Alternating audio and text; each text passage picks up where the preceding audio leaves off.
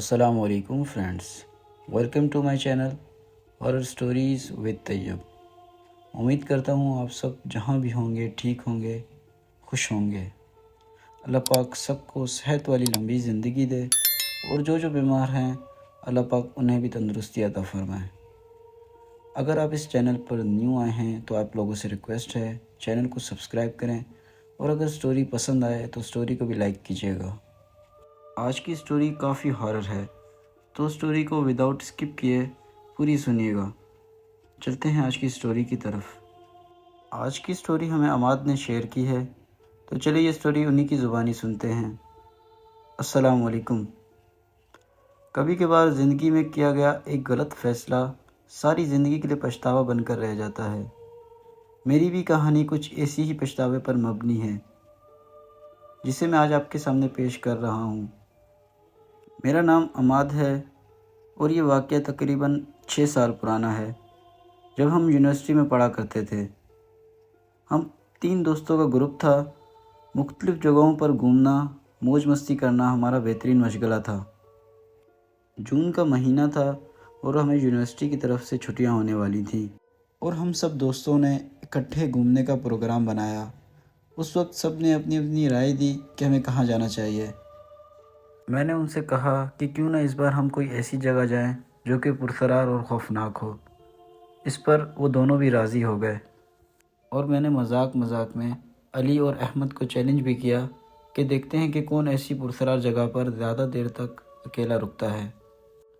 یہ سن کر انہوں نے بھی کہا کہ ہاں، ہمیں یہ چیلنج قبول ہے۔ میں نے انہیں تاکید کی کہ وہ سب اگلے دن میرے گھر اکٹھے ہوں، اور ہر کوئی ایک ایسی جگہ ڈھونڈ کر آئے جو کہ پرسرار اور خوفناک ہو۔ پھر ہم فیصلہ کریں گے کہ ہمیں کہاں جانا چاہیے۔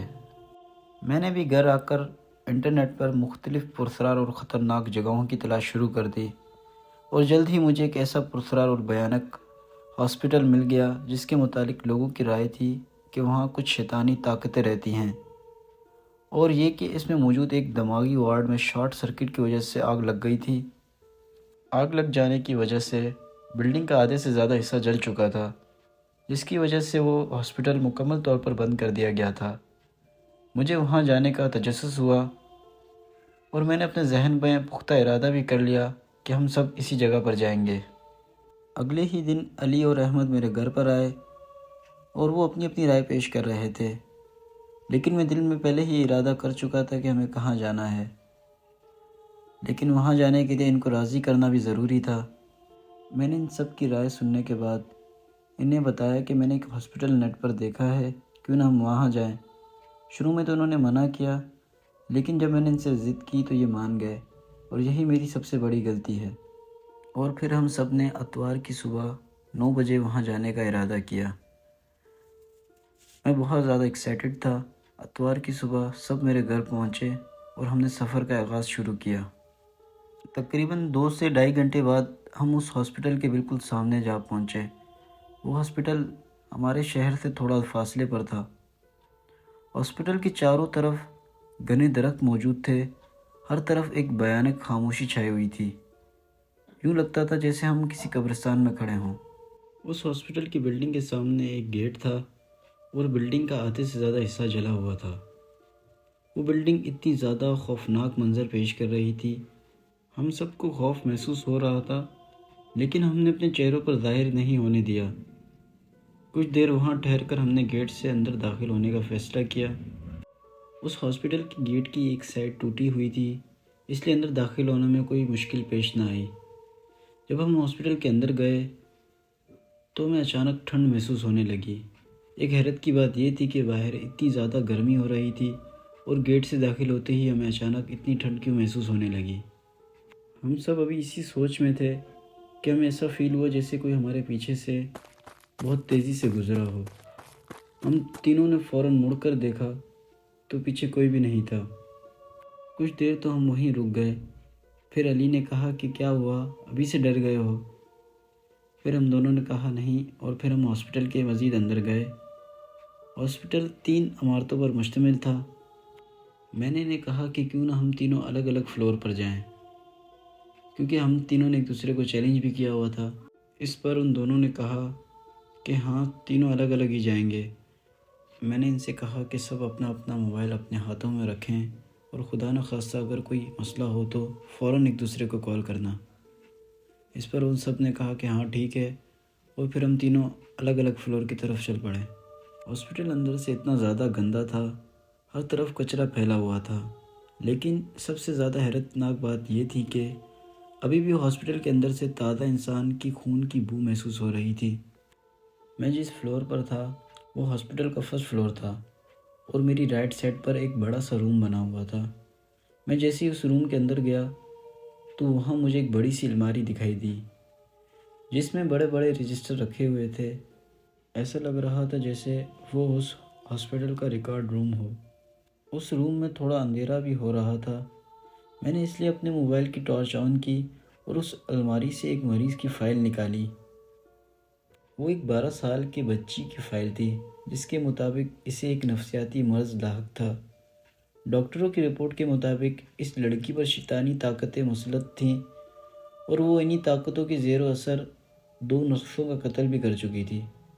اس لیے ڈاکٹروں نے اسے الیکٹرک شاٹ دے کر مار ڈالا تھا۔ میں یہ سب پڑھ کر حیرت زدہ رہ گیا تھا کہ ڈاکٹروں نے اگر اسے مارا ہے تو اس کا ریکارڈ کیوں محفوظ رکھا۔ ابھی میں یہی سوچ رہا تھا کہ اچانک مجھے اپنے قدموں میں کچھ ٹپکنے کی آواز سنائی دی۔ میں نے جیسے ہی موبائل کی ٹارچ کی روشنی اس طرف گھمائی تو میرے منہ سے چیخ نکل گئی۔ وہ تازہ خون کے قطرے تھے جو میرے ہاتھ میں تھامی فائل سے ٹپک رہے تھے۔ میں نے فوراً فائل نیچے پھینکی اور کمرے سے باہر نکل گیا۔ میں نے فوراً علی کو کال کی، لیکن علی نے میری کال نہیں اٹھائی۔ میں نے اس کے بعد احمد کو کال کی۔ احمد نے میری کال اٹھائی تو میں نے اسے فوراً اپنے پاس بلایا۔ احمد جیسے میرے پاس آیا تو وہ بھی کافی ڈرا ہوا تھا۔ ابھی وہ مجھے کچھ کہتا ہی کہ ہمیں علی کی چیخنے کی آواز آئی اور ہم دونوں فوراً 3rd فلور کی طرف بھاگے جہاں وہ علی گیا تھا۔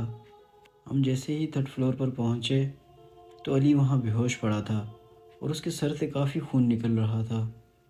ہمیں اس وقت کچھ بھی سمجھ نہیں آ رہا تھا کہ ہم کیا کریں۔ بڑی مشکل سے ہم نے علی کو اٹھایا اور جیسے تیسے کر کے اس بلڈنگ سے باہر نکلے۔ ہم نے وہاں سے ایک رکشہ کرایا اور دوسرے ہاسپٹل فوراً چلے گئے۔ علی کو ہوش نہیں آ رہا تھا۔ ہم جیسے ہی ہاسپٹل پہنچے تو ڈاکٹروں نے علی کا علاج شروع کر دیا اور اسے ICU میں شفٹ کر دیا۔ اتنے میں ہم نے بھی گھر میں کال کر دی اور ہم تینوں کے گھر والے اس ہاسپٹل میں آ گئے۔ 2 دن تک تو علی کو ہوش ہی نہیں آیا۔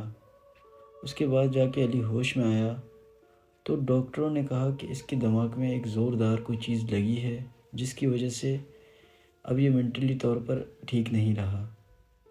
آج اس واقعے کو اتنے سال ہو گئے ہیں، لیکن آج بھی مجھے ویسے ہی دکھ ہوتا ہے کہ کاش میں وہاں جانے کا فیصلہ نہ کرتا اور کاش ایسا نہ ہوتا۔ یہ تھا میرا ایک دردناک سچا واقعہ جو میں نے سوچا کہ میں آپ سے شیئر کروں۔ جی تو دوستوں، یہ تھا آج کا ایک سچا واقعہ۔ امید کرتا ہوں آپ سب کو پسند آیا ہوگا۔ آپ بھی اپنے سچے واقعات مجھ سے شیئر کر سکتے ہیں میرے WhatsApp نمبر پر جو آپ کو ڈسکرپشن میں مل جائیں گے۔ اللہ پاک سب کو خوش رکھے، اپنے حفظ و امان میں رکھے اور ہم سب کو ان بری آفتوں سے بچائے۔